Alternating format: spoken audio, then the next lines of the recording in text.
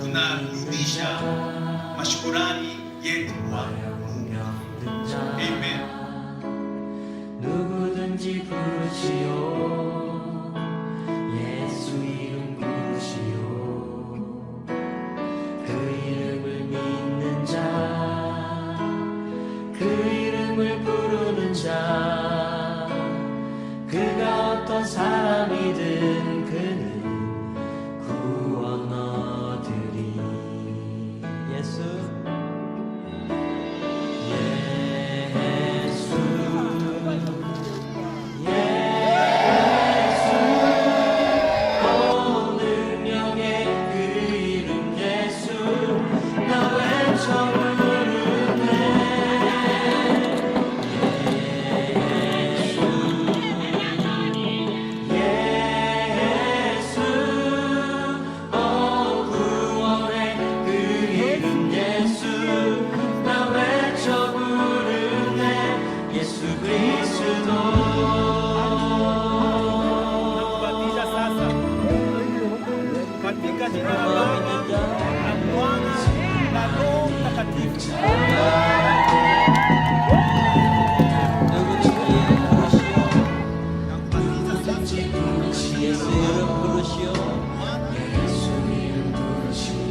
그 이름을 믿는 자, 그 이름을 부르는 자, 그가 어떤 사람이든 그는 구원 얻으리. 아멘.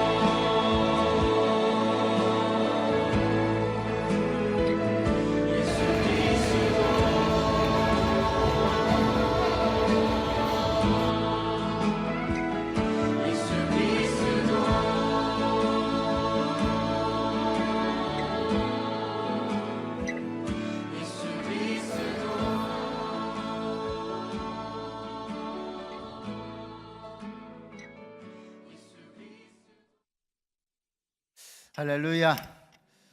오늘 말씀을 증거해 주실 선교사님은 케냐에서 사역하고 계시는 이한용 선교사님이십니다. 영산신학교와 영산미션센터에서 사역하시고 또 목회자 훈련과 교회 개척 사역을 하고 계십니다. 나오셔서 하나님의 큰 그림 이런 제목으로 말씀을 증거해 주시겠습니다. 나오실 때 할렐루야로 환영하겠습니다. 선교사님 나오시겠습니다. 할렐루야. 할렐루야. 하나님께 영광의 박수 드리겠습니다. 할렐루야. 먼저 귀한 단 위에 세워주신 하나님께 감사를 드리고 또 영광을 돌리고 우리 존경하는 우리 윤종단 목사님께 감사를 드립니다. 저는 소개받은 대로 케냐에서 사역하고 있는 이한용 선교사입니다. 케냐에 간 지는 이제 횟수로 9년 차가 되었고요. 항상 한국의 예배가 참 그립습니다. 전에 한국에 있을 때는 참 몰랐는데 우리가 익숙한 언어로 하나님을 찬양하고 하나님께 예배하는 것이 얼마나 소중한지 그동안 너무나 당연하게 생각하지 않았나 생각이 되는데 이렇게 선교대회 때마다 한국에 들어와서 한국말로 설교를 하고 또 귀한 성도님들과 함께 은혜를 나눌 수 있는 은혜가 얼마나 큰지 매번 느낍니다. 영적으로 육적으로 많이 지쳐 있을 때마다 불러주셔서 큰 위로를 받고 또 재충전 받아서 다시 현지인들을 섬길 수 있는 귀한 은혜가 있는 것 같습니다. 제 사역을 간단하게 소개하겠습니다. 저는 케냐 나이로비 외곽에 위치한 영산 미션 센터에서 사역을 하고 있는데 영산 미션 센터에 크게 세 가지 사역이 있습니다. 첫 번째는 목회자, 신학생들을 훈련 잘 시켜서 목회자로 만드는 사역을 하고 있습니다. 이것이 왜 케냐에서 중요하냐면 케냐뿐만 아니라 아프리카 많은 나라들이 교회들이 많이 세워져 있습니다. 일찍이 서양 선교사님들이 들어와서 교회를 세웠는데 사람을 세우기보다는 교회에 외적인 건물들을 세우고 그만 빠지다 보니까 제대로 된 목회와 제대로 된 목회자들이 많이 없습니다. 쉽게 말해서 신학 공부를 하지 않고 바로 그냥 하루아침에 목회자가 되어서 목회를 하다 보니까 많은 사이비 종교처럼 잘못된 거짓 복음이 전달되는 전파되는 그런 일들이 있습니다. 그래서 저희 신학교에서 우리 오순절 신학과 우리 순복음의 영성을 가리키고 있습니다. 또 두 번째 사역으로는 그 졸업생들 가운데 선발하여서 교회 개척 사역을 하고 있습니다. 지금 현재 케냐 전역에 15개의 교회가 개척되어 있고 작년에는 한 3개의 교회가 더 개척되어서 18개 교회가 지금 세워졌고 그 가운데에는 몇 개 교회는 이미 자립되어서 정말 뜨겁게 정말 하나님 믿고 섬기고 정말 성령의 역사를 날마다 체험하는 교회들도 있고요. 아직까지도 자립이 안 돼서 힘들게 저 시골 깊숙한 곳에서 나무 아래서 예배드리고 그냥 이게 졸업식, 우리가 생각하는 졸업식이 아니라 나무나 그냥 이런 함석으로 지어진 교회에서 드리는 교회도 있고요. 예배드리는 교회도 있고요. 이러한 교회들을 세워서 그들이 건강한 교회, 건강한 목회를 할 수 있도록 지원하고 있습니다. 또 하나의 사역은 이제 어린이 사역입니다. 어린이 사역, 저희가 케냐에 처음 갔을 때 깜짝 놀란 게 있었어요. 아이들이 어른들과 같이 예배를 드리는데 케냐 예배는 보통 3시간에서 4시간 예배를 드립니다. 찬양이 1시간, 1시간 반, 정말 뜨겁습니다. 그런데 그 예배에 아이들이 참석해서 함께 드리는데 조금만 움직이고 조금만 떠들면 회초리를 엄청나게 때리는 거예요. 그래서 아이들이 꼼짝도 못하고 눌려 있어서 과연 저 아이들이 성장하면 계속해서 예수를 믿을까 할 정도로 걱정이 되더라고요. 그래서 그 아이들이 정말 사랑받고 아이들이 정말 하나님을 진심으로 섬기고 예배할 수 있는 그런 환경을 한번 만들어 보자 해서 우리 사모가 어린이 사역을 맡아서 하고 있는데 지금은 이제 7년, 8년 차가 되다 보니까 아이들이 정말 잘 성장하고 있고 또 그 가운데 환경이 너무 어려워서 대부분 학업을 포기해요. 왜냐하면 학교 보낼 돈이 없으니까 부모들이 중학생 정도 되면은 나가서 돈 벌어 오라고. 그래서 나가서 하루에 1,000원, 한국 돈 2,000원 그거 벌어 오려고 학교를 포기하는데 그 아이들 모습을 보면 참 안 됐습니다. 불쌍합니다. 왜냐하면 그 아이들이 인생이 10년 후, 20년 후가 어떻게 될지 뻔히 아는데 공부하지 않고 교육이 단절돼 있으면 그들이 삶이 어떻게 될지 뻔히 아는데 안타까운 마음 가운데 1명, 2명씩 학교를 보내기 시작했는데 지금은 어느덧 한 17명, 18명의 아이들을 학교를 보내고 또 기숙 학교를 보내서 열심히 공부하고 있습니다. 대체적으로 큰 사역이 이렇게 세 가지가 있습니다. 지금까지 돌아보면은 정말 하나님께서 하나하나 간섭하여 주셨고 귀한 하나님의 은혜로 여기까지 왔음을 고백드립니다. 이 모든 것들이 저희 선교사가 한 게 아니라 본국에 있는 귀한 성도님들이 우리 선교사들을 위해서 함께 중보해 주시고 또 기도해 주셨기 때문에 이 모든 일들이 가능했습니다.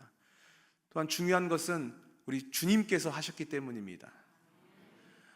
내가 할 수 있는 것은 정말 아무것도 없습니다. 제가 처음 케냐 갔을 때 현지어를 배우고 1년차, 2년차, 3년차째 막 자신감이 넘쳐가지고 뭐든지 할 수 있을 것 같더라고요.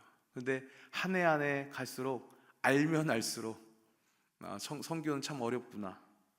이 사람들, 현지인들이 이해할 수가 없는 거예요. 조금 알면 알수록 더욱더 어려워지더라고요. 그 가운데 하나님께서 간섭하시고 성령님께서 역사하심을 매일같이 체험합니다. 여러분 생각나실 때마다 기도해 주십시오. 우리 영산신학교는 아프리카에 하나밖에 없는 우리 영산신학교예요. 아프리카 54개국에 10억 명의 사람들이 있습니다. 일찍 93년도, 95년도에 조윤기 목사님께서 케냐 나이로비에 오셔서 큰 집회, 성회를 여셨습니다. 연인원 100만 명이 모여서 정말 뜨겁게 성령의 역사가 있었고 기사와 이적이 나타났습니다. 원로 목사님께서 돌아가시면서 아프리카 중심지인 케냐에 미션 센터 또 신학교를 세웠으면 해가지고 헌금을 하시고 그 기도의 열매가 지금 맺혀진 것입니다. 놀라운 것은 그때 청년 때 목사님 말씀 메시지를 통하여서 예수님을 영접하고 성령을 받았던 그 청년들이 지금은 아프리카 곳곳에 흩어져서 교회의 큰 비숍이라고 하는데요, 큰 목사님들이 되어서 곳곳에서 우리 신학생들을 보내고 있어요. 한 4, 5년 전만 해도 우리 신학교에 존폐 위기, 학생들이 잘 모이지 않는 거예요. 12명, 13명 어떻게 하지? 이게 계속 광고를 해야 되나? 걱정했는데 정말 3년 전서부터 이상하게 케냐뿐만 아니라 남수단, 북수단, 또 에티오피아 이런 곳에서 학생들이 소문을 듣고 찾아오는 거예요. 그래서 너희들은 어떻게 알고 여기까지 왔냐 했더니 자신의 그 목사님이 보냈다는 거예요. 그래서 작년 12월에 그 목사님이 매년 수단, 남수단 학생 10명을 보내는 우리 목사님, 현지인 목사님이, 수단 목사님이 계셨어요. 그분이 찾아와서 물어봤더니 자기가 93년도에 그 조윤길 목사님 메시지를 받고 지금까지 기도하면서 목회를 하는데 저도 깜짝 놀랐어요. 남수단에 지금 10만 명이 모여서 목회를 하고 있더라고요. 정말 이건 저도 몰랐고 아마 여의도 교회도 모를 거예요. 그때 목사님의 메시지를 통하여서 그대로 목회 접목시켜서 했더니 그 남수단이라는 국가는 아마 감이 잘 안 오시겠지만 복음이 완전히 닫혀 있고 무슬림들이 너무 많아요.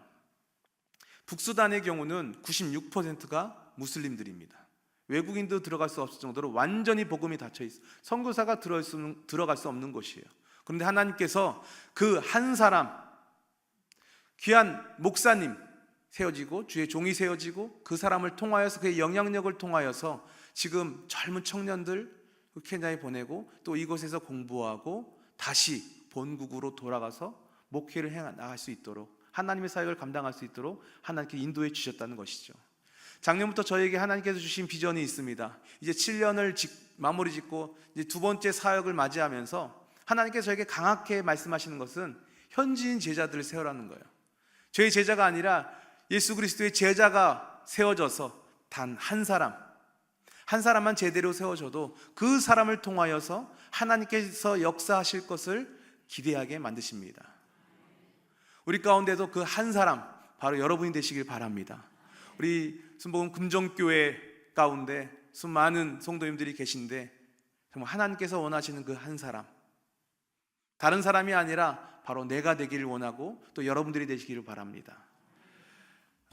그래서 정말 이 남수단, 북수단, 에티오피아 한번 생각해 보십시오. 무슬림 한 명을 전도하는 건요 정말 어렵습니다. 그들의 이슬람 법이 있기 때문입니다.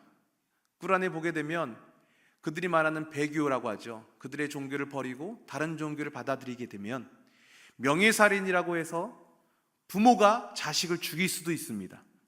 그렇게 되면 가장 큰 영광인 거예요. 그들이 말하는 영광.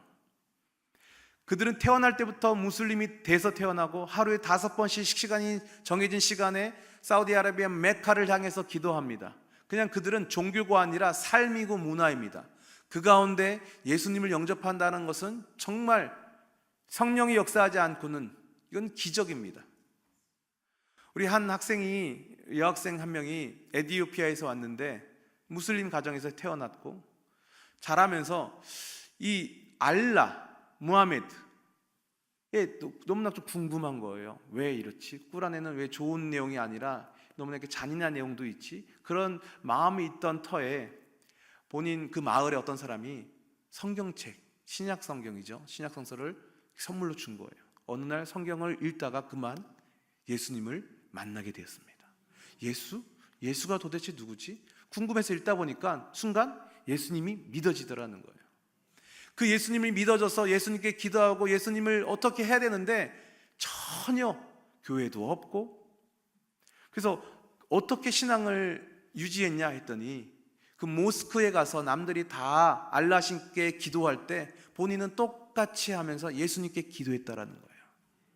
그래서 도저히 안 되겠다 싶어서 집에서 탈출을 해서 우리 케냐 영산 신학교에 왔더라고요. 잡히면 아버지가 죽인대요. 그럼에도 불구하고 예수님을 만나고 자기의 목숨보다도 예수님을 만난 것이 얼마나 큰 기쁨인지 비교할 수 없을 정도의 큰 기쁨이 임했기에 그 목숨 따위는 중요하지 않고 지금 달려와서 공부하고, 그래서 앞으로 뭐 할 거냐 했더니 자신의 마을로 돌아가서 아직도 저 죽어가는 영혼들에게 복음을 전한다는 거예요. 저에게 그런 마음을 하나님께 주셨어요. 이 친구들 너무너무 귀한데 이 친구들을 잘 훈련시켜서 그들을 현지 선교사로 그들의 고향으로 그들의 나라로 재파송시키는 그러한 것을 준비하고 있습니다. 하나님께서 얼마나 기뻐하실지, 물론 그들의 삶은 아마 앞으로의 어떠한 일들이 닥칠지 예상이 됩니다. 하지만 그들 가운데 성령님께서 함께하여 주셔서 놀라운 성령의 역사가 그들을 통하여서 일어날 줄 믿으시기 바랍니다. 저는 오늘 이 아침에 하나님의 큰 그림이라는 제목으로 함께 말씀을 나누려고 합니다. 오늘 말씀은 사도 바울이 아시아로 말씀을 전도하려고 떠나가려고 하던 찰나에 오늘 말씀 보니까 성령이 아시아에서 말씀을 전하지 못하게 하시거늘 또한 예수의 영이 허락지 아니했다라고 말씀하고 있습니다. 이 배경을 보면 너무나도 이해가 됩니다. 왜냐하면 바울이 지금 터키의 중부, 남부, 서부, 북부를 제외한 모든 곳에 복음을 전했어요. 이제 남은 곳은 북부였습니다. 이제 마무리를 짓고 싶은 거예요. 그런데 어느 날 성령이 막으시는 거예요. 주의 영이 허락지 아니하시는 거예요. 그리고 환상 가운데 마게도냐 사람들이 나타나서 우리를 도우라는 거예요. 성령의 사람 바울은 성령의 음성에 민감하였습니다. 본인이 하고 싶은 것이 분명히 있었음에도 불구하고 순종하여 그 모든 것들, 자신의 계획은 내려놓고 주의 인도하심에 따라 나아가는 것이 오늘 본문의 내용입니다. 그런데 하나님께서 가라고 하고 성령님께서 막으셨고 인도하신 길을 순종하여 나아갈 때 아마 바울 마음 가운데에는 기대하는 바가 있었을 것입니다. 성령께서 뭘 준비하시고 뭘 나에게 주시려고, 어떠한 것을 축복해 주시려고 그럴까 기대하고 있었을 것입니다.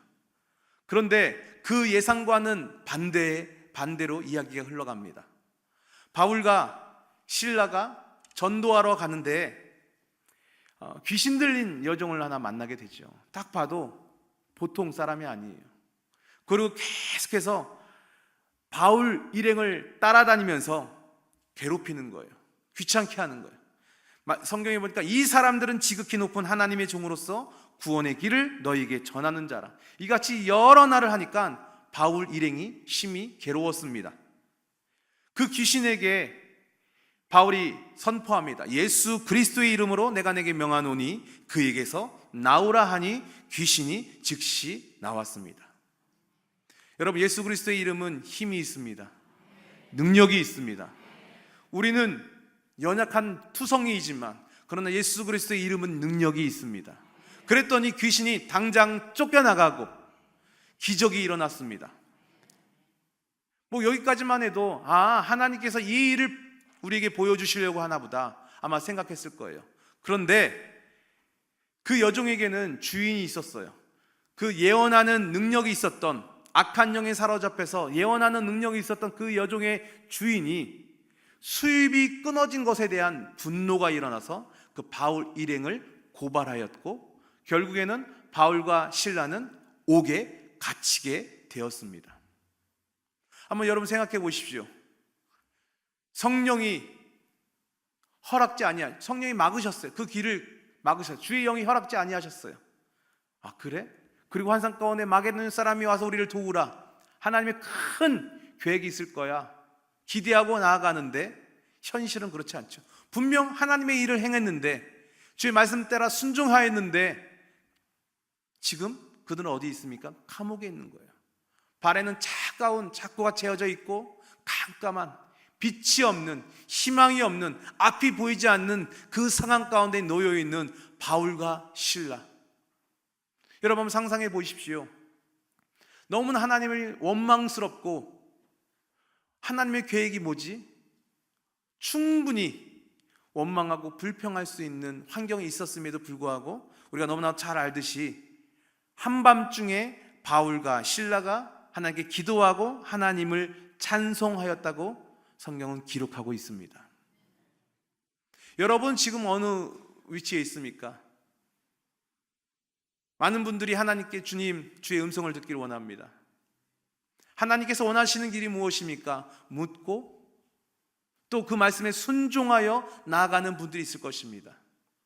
어떤 분들은 귀한 하나님의 능력을 통하여서 귀한 일들을 감당하고 지역장으로서 하나님께서 맡겨진 나의 사명대로 행하시는 분들도 있을 것입니다. 그런데 자꾸 나의 길이 막히는 것 같고 계속해서 문제가 다가오는, 그래서 지금 빛이 없고 희망이 없고 감옥에 갇혀 있는 것 같은, 하나님이 나를 버려둔 것 같은 그런 상황에 놓여 있는 분들도 있을 것입니다. 그러나 오늘 이 새벽에 우리가 바울과 실라처럼 그 상황에 있을지라도 하나님을 원망하고 불평하는 것이 아니라 하나님을 찬송하고 기도하는 저와 여러분들이 되시길 바랍니다. 말씀해 보니까 죄수들이 듣더라. 주변의 사람들이 그것을 듣고 있는 거예요. 또 우리 하나님께서도 그 우리의 기도와 찬송을 듣고 계신다는 것이죠. 우리 사역지에 보게 되면 이제 나이로비는 아주 요즘 많이 발전되어 있습니다. 고층 빌딩과 정말 하루가 다르게 발전하고 있어요. 그런데 한 차 타고 10분, 15분만 벗어나면요, 그냥 우리가 또 생각하는 그런 아프리카예요. 우리 모든 교회들이 나이로비에는 슬럼에 위치해 있고, 이제 지방 교회들은 아주 너무나 정말 가난하고 환경이 좋지 않습니다. 아까 우리 침례 영상에 이제 침례를 베풀었던 교회, 기둥굴이라는 교회인데 나이로비에서 차 타고 한 2시간 정도 떨어져 있는 우리나라 강원도 같은 곳이에요. 그 가정마다 신방을 다니는데 기도 제목이 뭡니까? 물어보면 그 가정들마다 너무너무 집이 정말 가난해요. 집에 살림도 없고 그냥 한 조그만한 집에 커튼만 이렇게 조금 쳐져 있고 그 안에 막 8명, 10명씩 같이 자는 거예요. 자녀들이 또 엄청 많아요. 7, 8명이 기본이에요. 너무너무 가난해요. 정말 선교사로 가면, 선교사로의 신분으로 가서 기도해주고 하면 막 뭐 하나라도 더 도와주고 싶고, 이 집에 가면 이 집이 그렇고 저 집에 가면 저 집이 그렇고, 무엇을 위해서 기도해드리길 원합니까? 하면 이제 가난에 대해서 얘기하죠. 근데 가난을 도와주는 것도 한계가 있잖아요. 그들이 하는 일은 보통 옆집에 젖소 있죠. 젖소 우유를 짜주고 그 다음에 하루 종일 일해서 거기에 일부를 받아오는 것, 그들이 그게 유일한 수입입니다. 하나님께 기도드렸어요. 어떻게 하면 이들을 도울 수 있겠습니까? 하나님 도와주십시오. 정말 뭐 앞이 보이지 않는 거예요. 한두 명이 아니니까. 그런데 작년 선교대에 들어오기 전쯤이었어요. 하나님께서 지혜를 주셨어요. 어떤 거였냐면 이들에게 젖소를 선물하라는 거죠. 그래서 어떻게 했냐면 제가 설교할 때 이들에게 선포했습니다. 제가 이번에 한국에 갔다 와서 이 교회에 새 가정을 선발해가지고 젖소 암컷, 젖소 송아지 암컷을 분양하겠다. 그래서 그 젖소를 키워서 젖소가 새끼를 낳으면, 새끼를 교회에 반납하면 그 소는 그 사람 소가 되는 거다. 이게 새 가정을 선발하라고 그랬어요. 그래서 이제 작년 선교대에 들어왔는데 제 믿음이 너무 작았죠. 정말 하나님께서 딱 3마리의 젖소, 한 마리에 한 500불 정도 해요. 500불 암컷으로 정말 3마리의 값이 딱 저에게 주어졌어요. 그래서 돌아가서 성도들한테 이제 젖소를 분양하는 날 설교하는데 제가 그랬어요. 내가 매번 입을 넓게 열라고 그러고 믿음을 크게 가지라고 하는데 내가 믿음이 적어서 3마리 선포했더니 정말 하나님께 정확하게 3마리 주셨더라. 하지만 하나님께서 10마리를 채워줄 줄 믿습니다 했더니 아멘 했어요. 그날 드디어 젖소를 분양하는 날이 되었습니다. 근데 이 성도들이 믿음이 얼마나 큰지 딱 3명을 선발하라고 했는데 리스트를요 거의 20번까지 쫙 해놓은 거예요. 뭐 우리가 준비된 건 3마리니까 한 마리씩 송아지 분양을 했습니다. 마을에 정말 축제예요, 축제.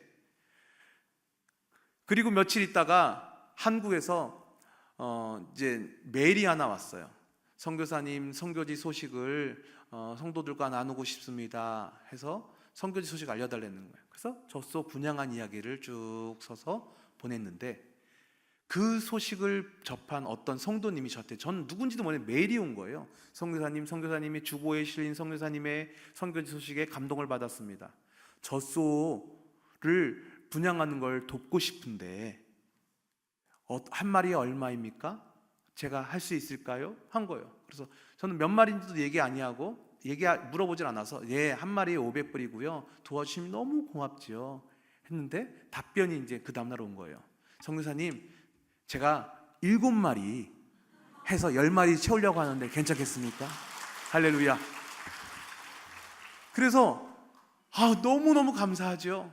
그래서 그 돈을 받고 7마리 값을 받고 7마리를 사러 갔는데 젖소 한 마리에 500불짜리는 정말 작아요. 그러니까 이제 새끼 벨려면 한참 남은 거죠. 근데 그 젖소를 파는 사람이 이 이야기를 듣는 거예요. 현지인이죠.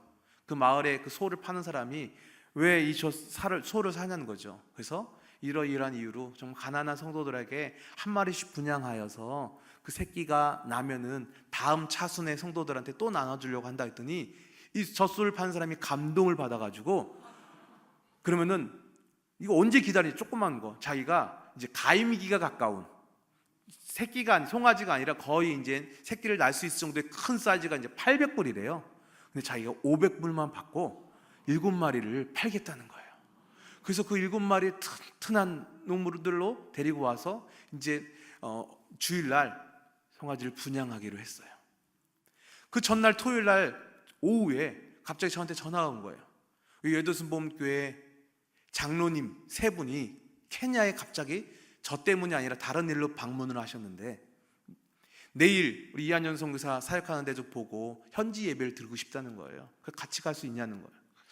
내일 송아지 분양하는 날인데 괜찮을까? 왜냐면은 또 시간도 길어지고 또 거기 가려면 2시간 반 정도 비포장으로 가야 되는데 말씀드렸어요. 내일 행사도 있고 길도 안 좋은데 괜찮으시겠습니까? 상관하지 말라. 우리는 그냥 현지인 예배를 드리고 싶다고. 그러십시오. 그래서 우리 거기 그 장로님들이 구피풀 회장 다니셨어요. 다른 일을 오셨다가 그럼 모시고 주일날 갔습니다. 교회 앞에 송아지 7마리가 묶여 있는 것을 보니까 이 장로님들이 저거는 뭡니까? 그래서 설명을 드릴까 말까 고민하다가 장로님들한테 이 송아지는 이래이래해서 송아지를 분양하려고 합니다. 그래요? 알겠습니다. 그리고 그 세레머니를 나눠주는 행사를 갖고 이제 예배를 드립니다. 예배 시간에 장로님들 앞에 모시고 소개하는 시간을 가졌어요. 그런데 장로님이 준비되어 있지 않았는데 갑자기 저한테 통역을 하라는 거예요. 오늘 송아지 분양하는 모습을 보니까 너무 감동스럽다는 거예요. 하나님이 나에게 너무 지금 감동을 주셔서 송아지, 제가 한국으로 돌아가면 송아지 10마리 값을 보내겠다는 거예요. 할렐루야. 제 선교사가 믿음이 너무 적어서 바로 통역을 하지 못하고, 장로님 꼭 해주셔야 됩니다. 여기서 선포하면 해주셔야 됩니다. 선교사님, 저는요 한 말 얘기하면 다 합니다. 감사합니다. 그래서 제가 믿음으로 선포했어요. 성도들이 할렐루야 외치고 난리가 났어요. 그들이 20명까지 다 리스트를 썼는데 한순간에 20마리가 토합, 20마리가 분양을 되게 되었어요. 아멘. 한국 오기 전에 지난달에 제가 그 집집마다 다 둘러봤는데 20마리 모두가 다 새끼를 뱉고요, 한 마리가 벌써 새끼를 낳았어요. 여러분 한번 생각해 보십시오. 이 20마리지만 새끼를 낳아서 교회 다 한 마리씩 돌려주면 몇 마리가 되죠? 40마리가 돼요. 그럼 1년 후면은 몇 마리가 되죠? 80마리가 돼요. 이게 제 생각이 아니라 정말 하나님께서 주신 지혜더라고요. 근데 이 송아지가 왜 귀하냐면 이들이 우유를 상당히 많이 먹어요. 소 한 마리에 우유가 얼마나 나오는지 아십니까? 제가 깜짝 놀랐어요. 제가 뭐 서울에서 있어가지고 뭐 소에 대해서, 젖소에 대해서 알겠어요? 그래서 제가 공부를 했잖아요. 소는 송아지를 낳을 때 꼭 한 마리만 낳더라고요. 그리고 새끼를 뵈면 9개월이 걸리더라고요. 우유가 하루에 아침에 20리터, 저녁에 10리터, 하루에 30리터가 나온대요. 먹고도 온 가족이 마시고도 팔 수 있을 정도의 양이 나오더라고요. 그 옛말에 소 하나 키우면 대학까지 보낸다는 말이 있잖아요. 그 지금 어떤 일이 있냐? 교회에 헌금이 늘었고요, 그 교회에, 그 마을에 소문이 나서 저 교회 가면 송아지를 준다더라 소문이 나서 지금 교회가 부흥하고 있어요. 다음 차순 21번째부터 다음 리스트가 있는데 눈이 빠지게 자기 순서를 기다리다 보니까 이 송아지를 먼저 받았던 사람이 송아지를 갖다 팔 수도 없고 죽었다고 말할 수도 없고 매일같이 감독을 하니까 지금 건강하게 잘 자라고 있어요. 진짜 저의 생각이 아니라 하나님께 기도하였더니 내가 상상할 수 없는 그런 지혜를 주시고 또 그 때에 따라서 도움의 손길들이 찾아와서 그 일들을 함께 도울 때 정말 합력하여 선을 이룬 것을 느끼게 됩니다. 우리의 문제 가운데도 마찬가지입니다. 자꾸 인간의 생각으로, 나의 경험으로 행하려면은 하나님의 방법이랑 너무너무나 차이가 크죠. 우리가 할 수가 없는 거예요. 또 한 번은 선교지에 갔는데 어떤 아이가 찾아오는 거예요. 아까 저쪽에 영상에 봤을 때 은군이 기독초등학교라고 하죠. 거기는 기독교가 들어갈 수 있는 마지막 지역입니다. 거길 조금만 벗어나면 같은 케냐이지만 무슬림, 소말리아 접경 지역으로 가기 때문에 무슬림 지역이에요. 그래서 그 학교가 상당히 지리적으로 상당히 중요합니다. 그 지역에 갔는데 거기는 1년에 비가 뭐 4번, 5번 올까, 우리가 잘 알고 있는 투르카나 같은 그런 환경입니다. 어떤 아이가 한 7살 먹은 여자아이가 왔는데 제가 가면 아이들 악수도 하고 머리도 만져주고, 근데 이 아이는 손을 막 이렇게 가리더라고요. 왜 그러지 하고 와봐라 했더니 새끼손가락 옆에 손가락 하나가 더 있는 거예요. 그러니까 이제 육손이죠, 육손.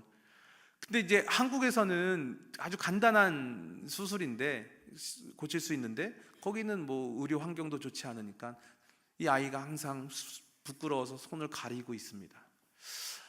이 아이 손을 만지면서 이 아이 고쳐주고 싶다. 만약에 한국만 데려가면 금방 이거 수술이 될 텐데, 너무 간단한 문제인데 이 아이가 계속 되게 의기소침해 있고 사람을 피하고 너무 이쁘게 생긴 아이인데 그 아이를 기도해주고 이제 제 센터로 돌아왔습니다.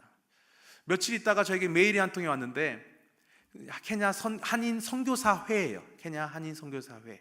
어떤 메일이었냐면 이번에 한국에서 연세 세브란스 병원에서 의사 선생님들이 케냐에 방문하는데 선교지에 혹시 성형외과 수술할 필요한 데가 있으면 신청하라는 거예요. 우선순위는 어린아이.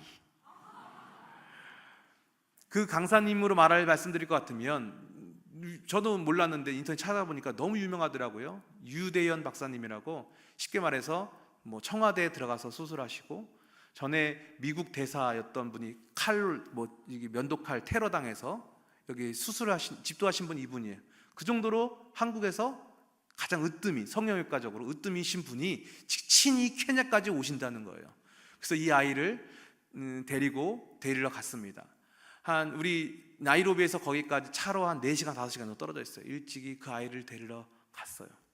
그 전에 먼저 다 얘기해놨죠. 한국에서 이런 분이 오는데 이거 수술하면 된다. 근데 그 엄마가 못 믿는 거예요. 어떻게 손가락을 자를 수 있냐는 거죠. 우리는 너무 잘 알잖아요. 이거 아무것도 아닌 거. 그리고 또 누구예요? 우리나라 최고의 성형외과 의사. 이분한테 이거는 정말 뭐라 그럴까요? 그냥 너무너무 이렇게 상처난데 후시딘 바르는 정도의 수준. 너무 간단한 거죠. 엄마한테 설득하고 힘들게 나이로비로 데려옵니다. 엄마랑 이 딸이 둘 다 얼굴이 완전 근심이 가득한 거예요. 애는 계속 울고 오는 길에 계속 처음 차를 타니까 계속 토하고 힘들게 병원에 도착했습니다. 병원에서 1층, 2층 엘리베이터 타서 올라가는데 엘리베이터 문이 열릴 때마다 탈출하는 거예요. 튀어나가는 거예요. 무서워서. 드디어 이제 그 교수님, 유대현 박사님을 만났습니다. 근데 박사님이 이거 딱 보시더니 이건 뼈도 없어서 5분이면 끝난다는 거예요. 5분이면. 5분이면 끝난다는 거예요. 근데 이 엄마는 저를 막 째려보는 거예요. 자기 딸을 죽이려고 여기 데려온 줄 알고. 이 여자 꼬맹이는 계속 울고 있고. 그래서 제가 설명을 하는 거예요. 아니, 이분은 한국에서도 이분한테 한번 이거 수술 받으려면, 진찰을 받으려면 2달, 3달을 기다려야 하는 분인데 이분이 여기까지 친히 오셔서 공짜로 수술을 해주겠다는데 여기는 못 믿는 거죠. 그 이분이 자존심이 상한가 봐. 저 좀 얘기 좀 해달라는 거예요. 제가 어떤 분인지. 이거는 정말 아무것도 아니라고 얘기해 주고 제가 설명해도 여기는 못 믿는 거예요. 도저히 상상이 안 되는 거죠. 근데 이 박사님이 참 지혜로우세요. 막 버티는 이 아이한테 주머니에서 사탕 한 움큼을 꺼내서 손에 쥐어주니까 이 아이가 뭐에 홀린 듯이 따라 들어가는 거예요. 수술실에.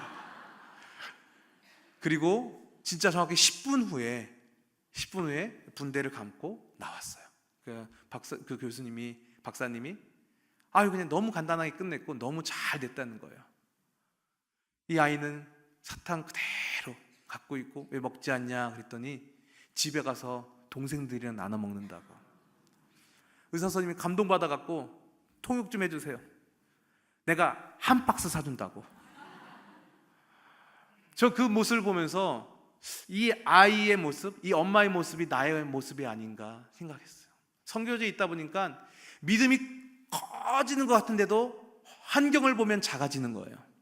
우리 하나님은 너무나 전지전능하셔서 이 수술 그냥 누워서 떡 먹기, 그냥 후시딘 바른 정도, 빨간 약 바른 정도의 수준인데 우리는 생각할 때 나에게 있는 큰 질병, 이게 나을까? 내가 치료받을 수 있을까? 하나님 입장에서 보기에는 너무너무 답답하고 난 온 우주 만물을 창조한 나인데 나를 믿지 못하고 답답해 하시는 거죠. 근데 이 엄마와 딸을 보면서 너무너무 답답했는데 나의 모습이더라고요.